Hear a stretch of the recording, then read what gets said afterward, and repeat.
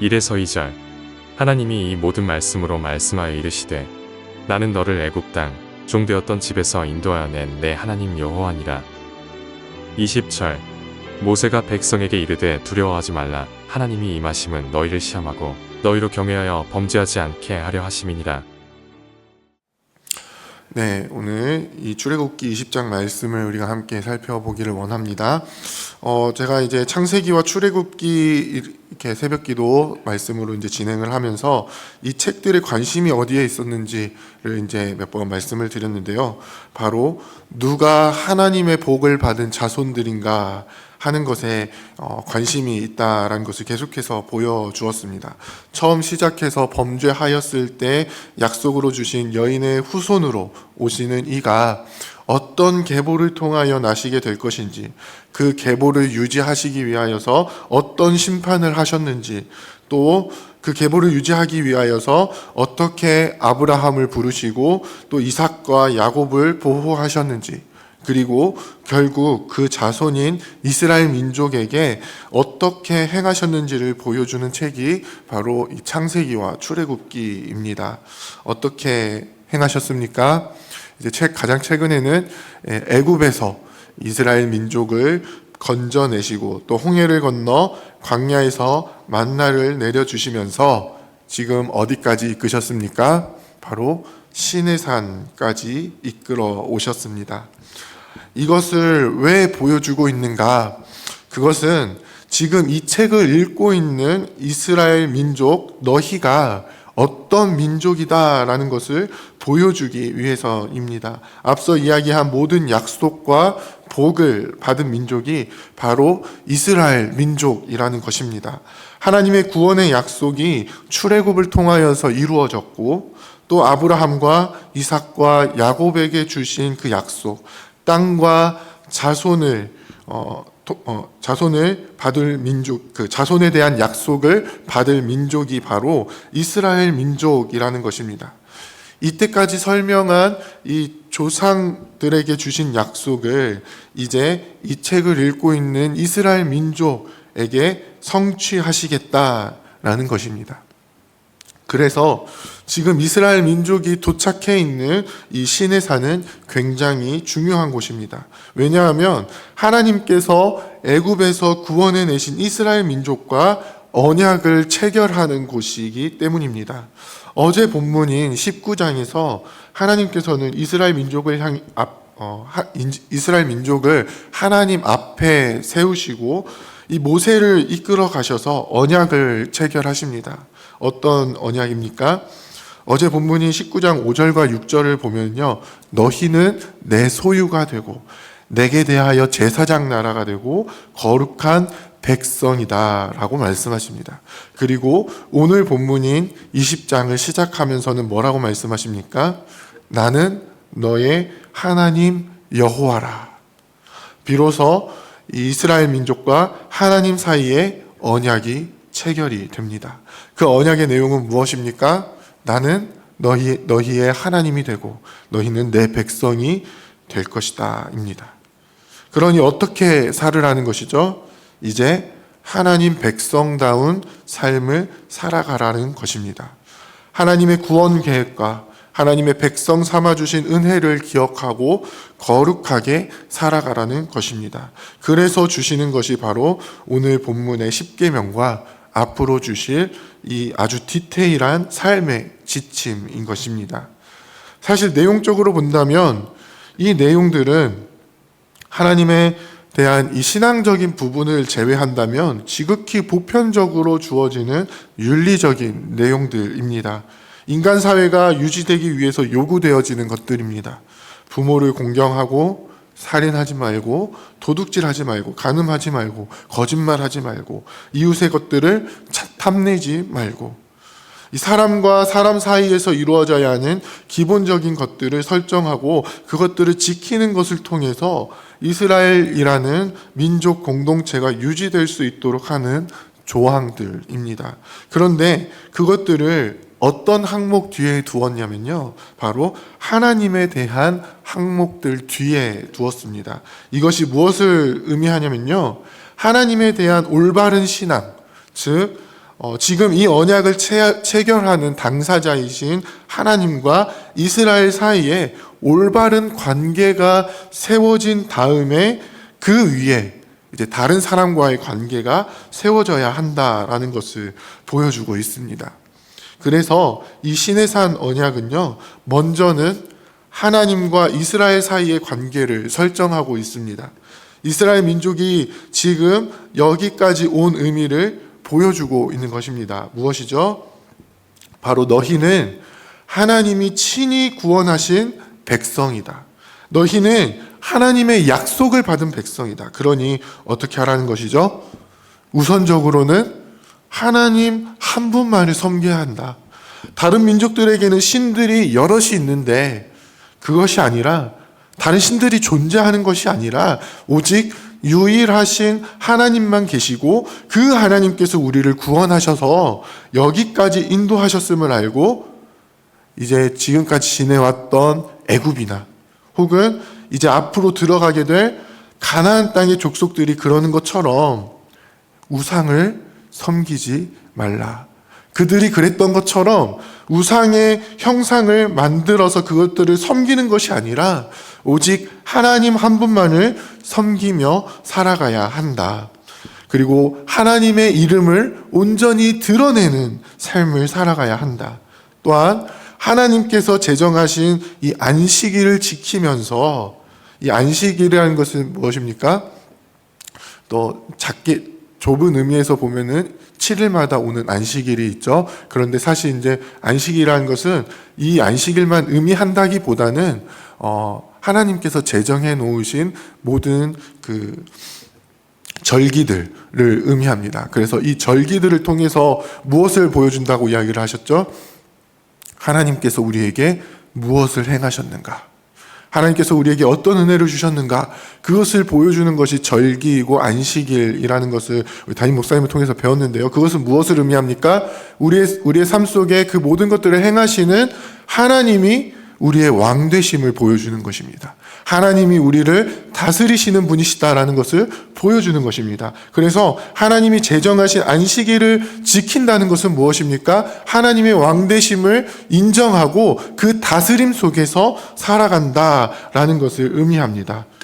이것을 지금 이스라엘 민족에게 보여주고 하나님과의 관계를 설정하면서 이제 너희는 이렇게 살아가야 돼. 하나님 한 분만을 섬기며 그 하나님의 다스림 속에서 살아가야 돼 라는 것을 보여주고 있는 것입니다.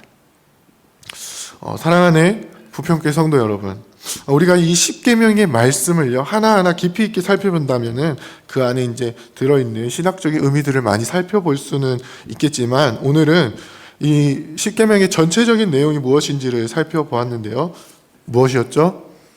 너희는 구원받은 백성의 삶을 살아야 한다입니다. 구원받은 백성들의 삶이 어떠해야 한다는 거죠? 우선은 우리를 구원하신 하나님을 알고 그 하나님만을 섬기면서 그 하나님께서 우리의 왕 되심을 깨달아 알고 그 왕의 다스림 속에서 살아가는 것을 통해, 하나님의 이름을 드러내는 삶을 통해 하나님과의 온전한 관계 속으로 들어가야 된다. 그리고 그 위에, 그 하나님과의 관계 위에 함께 구원받은 백성들 사이의 관계가 형성되어야 한다라는 것입니다. 그래서 예수님께서도 이 율법에 대한 가르침을 주시면서 분명하게 말씀하시죠. 뭐라고 말씀하십니까?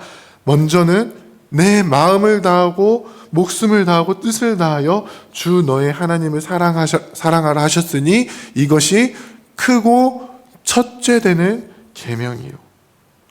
너희를 구원하신 하나님이 어떤 분이신지를 알고 그분만을 사랑하며 살아가라고 하시는 것이 바로 첫 번째 계명이다 라고 말씀하십니다. 그리고 구원받은 백성으로서 그 삶이 어떻게 나타나야 한다는 거죠? 내 이웃을 내 몸과 같이 사랑하라.